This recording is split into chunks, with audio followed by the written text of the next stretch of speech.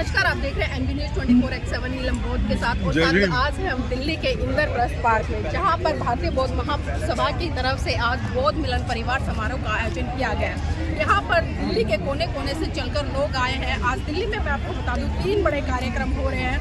2 तो बौद्ध मिलन परिवार समारोह के हो रहे हैं और एक वी द पीपल जो संघ है उसकी तरफ से आयोजित किया गया है। तो उसी का कारण है कहीं ना कहीं हम बहुत बड़े स्तर पे देख रहे हैं कि जिस संगठन की हम बात करते हैं और प्रभु पूज्य बाबा साहब बात करते थे कि संगठित रहो, लेकिन आज विडंबना है कि भारत में जो बहुजन समाज के लोग हैं उसकी संख्या तो करोड़ों अरबों में है, लेकिन जब संगठन की बात आती है, संगठित होने की बात आती है, तब कहीं ना कहीं वो बहुत बड़े बिखराव की तरफ हमें दिखाई देता है। इसी मुद्दे पर आज हम चर्चा करेंगे लोगों से, लेकिन उससे पहले मैं आपको अवगत करा दूं, थोड़ा सा दिखाना चाहूँगी क्या जो इंद्रप्रस्थ पार्क है दिल्ली का, उसमें किस तरह से आज बहुत सारे जो स्टॉल है वो भी लगे हुए हैं। यहाँ पर आंटी जी हैं, हमेशा हर मिशन मूवमेंट के कार्यक्रम में दिखाई दे जाती है। यहाँ पर जितना भी बहुजन साहित्य है वो आपको दिखाई दे रहा होगा। और इसी कड़ी में मैं अगली काम पर भी आपको लेकर चलना चाहूँगी। यहाँ पर भी आप देख सकते हैं कि तमाम बहुजन महान पुरुष महानायिकाओं की यहाँ पर पोस्टर के साथ में जो साहित्य है, जो इतिहास है, वो भी यहाँ पर दिखाई आपको दे रहा होगा। अगर मैं बात करूँ तो यहाँ पर मैं कुछ महत्वपूर्ण पुस्तकें आपको दिखाना चाहूँगी।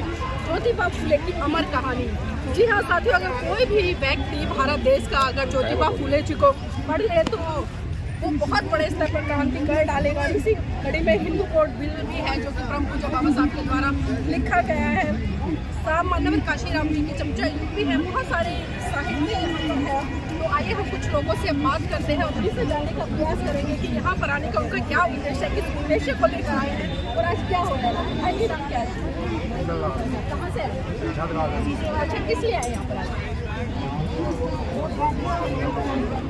भाग लेने के लिए आया। तो जानना चाहूँगी आप भाग लेने का उद्देश्य क्या है? पहली दफ़ा है ना जब यहाँ पर। अच्छा, पहली दफ़ा आए हैं। तो उससे पहले आप हिंदू थे? नहीं, हम तो शुरू से बोल रहे हैं। अच्छा, शुरू से ही बोल रहे हैं। हमारा जी, चलिए और भी लोग हैं उनसे भी जुड़ने का प्रयास करेंगे। और यहाँ पर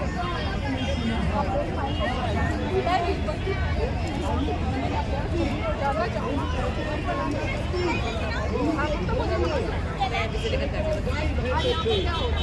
यहाँ बहुत सम्मेलन हो रहा है और यहाँ पे लोग सभी लोग आए और अपने परिवार के साथ आए। सबसे बड़ी बात यहाँ पे एक चीज़ है कि यहाँ सब इक्वलिटी नहीं है। आपको चाहे किसी का भी खाना हो या लेकर नहीं, हम एक दूसरे में आपस में लेन देन कर रहे हैं, खा रहे हैं, एक दूसरे के साथ बैठ रहे हैं, चाहे वो जानते नहीं है, लेकिन वो आपस में से नमो मिठाई कर रहे हैं, एक दूसरे का सम्मान कर रहे हैं, संस्कार कर रहे हैं। बहुत अच्छा लग रहा है।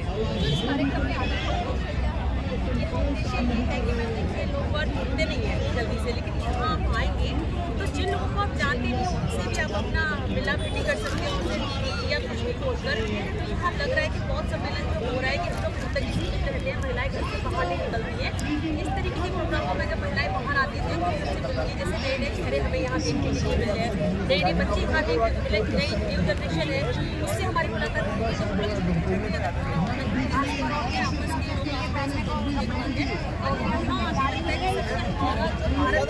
होने जा रहा है यहाँ पे लगता है खाली लोग भी आए हैं।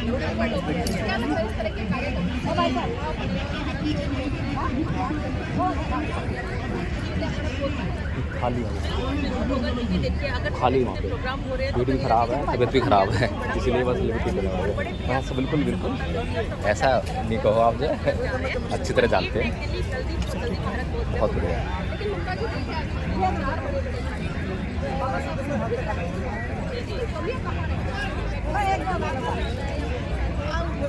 हाँ बिल्कुल सही बात है। बाबा साहब ने हमें एकत्रित रहने के लिए कहा है, लेकिन हम लोग शायद उस चीज़ पे नहीं अमल कर पा रहे हैं।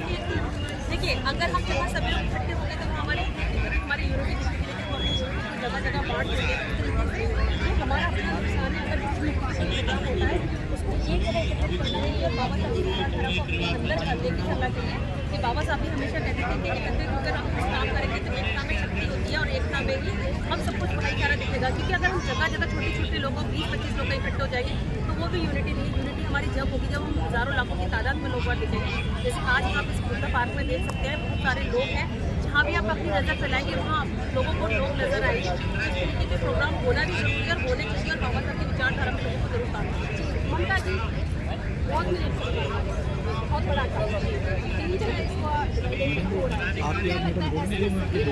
वहाँ पर मजहब को मानते हैं, उसको मानते हैं, तब तक फॉलो करने वाले लोग यहाँ पर आए हैं। ये सब चीज़ें जिस तरह से यहाँ पर बताया कि भले आज शहरों में कार्यक्रम हो रहे हैं, लेकिन लोग कहीं ना कहीं उनकी आस्था है बाबा साहब लोग, वो चाहते हैं कि जो भारत है वो गोद में होकर रहेगा। और इसी कड़ी में लोग यहाँ पर उपस्थित हैं, अपनी अपनी राय है तो यहाँ पर और भी दृश्य को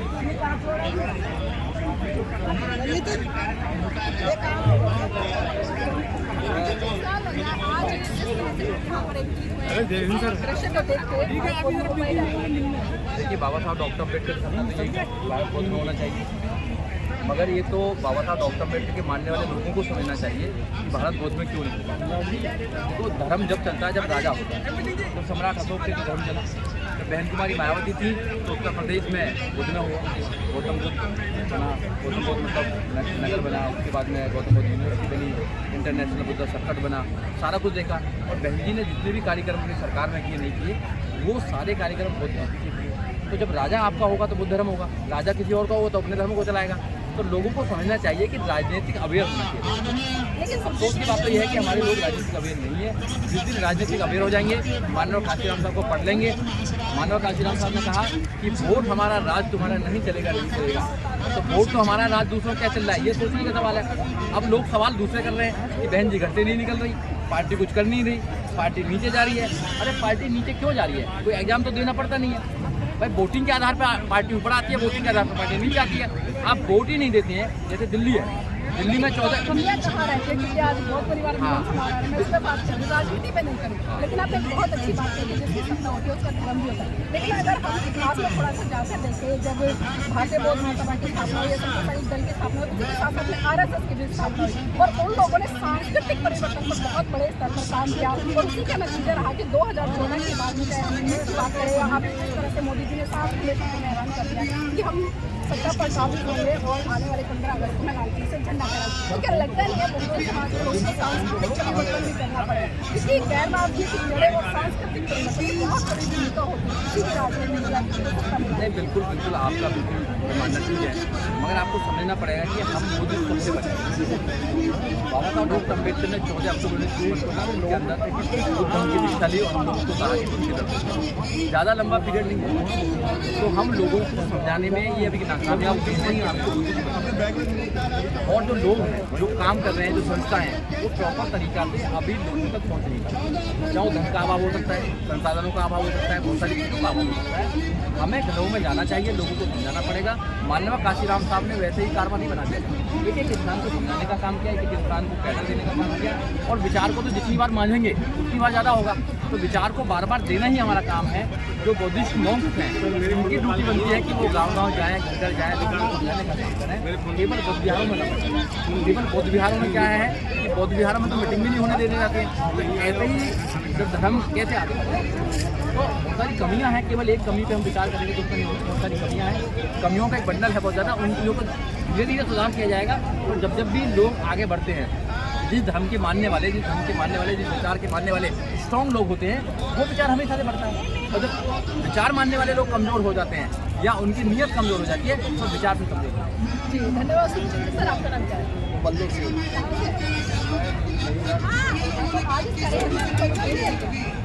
मेरा उद्देश्य यही है कि जहाँ आकर के जब उनकी गैदरिंग देखता हूँ तो ऐसा लगता है कि हम संख्या में तो बहुत ज़्यादा हैं, लेकिन जब बारी आती है इकट्ठा होने की तो हम लोग कहाँ चले जाते हैं।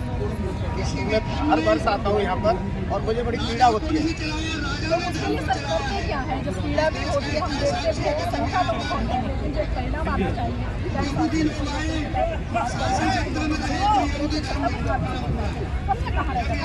अभी आपने एक सवाल पूछा था, मैं सुन रहा था तो मैं उसका ही जवाब देता हूँ। आपने कहा सांस्कृतिक परिवर्तन, तो सांस्कृतिक बिल्कुल बात सही है।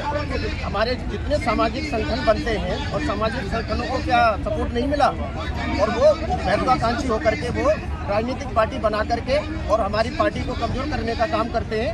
ये सांस्कृतिक परिवर्तन ऐसे हो सकता है क्या? आप बताइए, क्या आपके सामने नहीं है? इससे हमारी पार्टी कमजोर नहीं हो रही क्या? तो उन लोगों को समझना चाहिए कि इससे हमारा वोट का बिखराव होगा और क्या हम सत्ता में आ सकते हैं?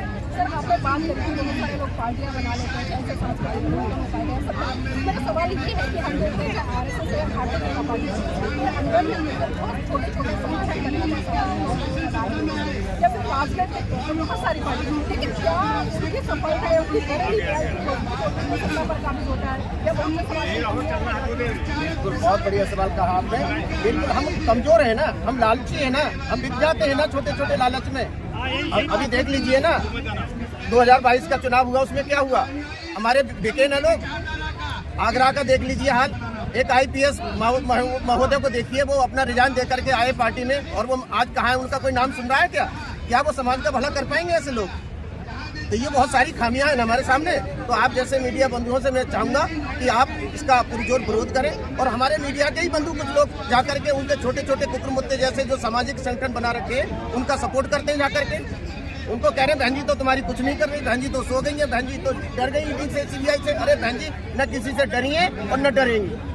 तो देखिए यहाँ पर कहीं ना कहीं लोगों में पीड़ा भी है और पीड़ा इस बात की है कि जो जनबल है मुझे समाज का वो बहुत भारी संख्या में दिखाई देता है, लेकिन विडंबना है कि जब परिणाम की बात आती है, चाहे सांस्कृतिक परिवर्तन की बात करें कि भारत बोध हो या फिर राजनीतिक सत्ता की बात, तो उन दोनों में कहीं ना कहीं बहुत बड़ी खामियां नजर आती है और उससे बहुत दूर नजर आते हैं। तो साथ ही बने रहिएगा हमारे साथ। अगर आपको पसंद आए तो उसको लाइक कीजिएगा, कमेंट कीजिएगा, शेयर जरूर करिए, कमेंट से हमें बताइएगा कि आपको वीडियो कैसा लगा।